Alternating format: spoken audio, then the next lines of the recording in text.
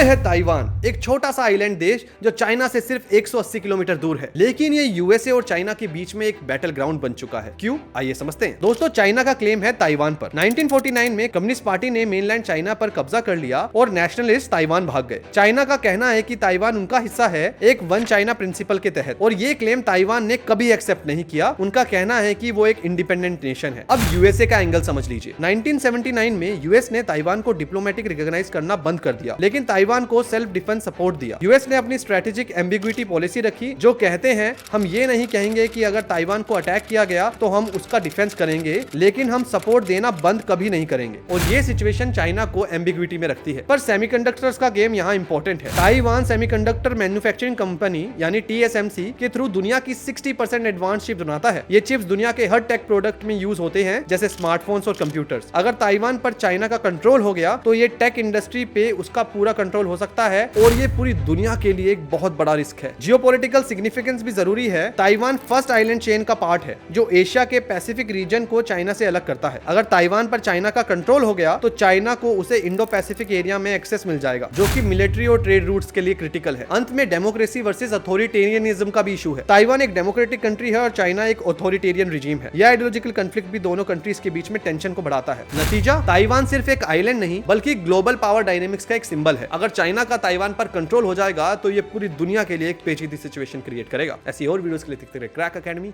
अब दिल्ली वाली कोचिंग आपके शहर में।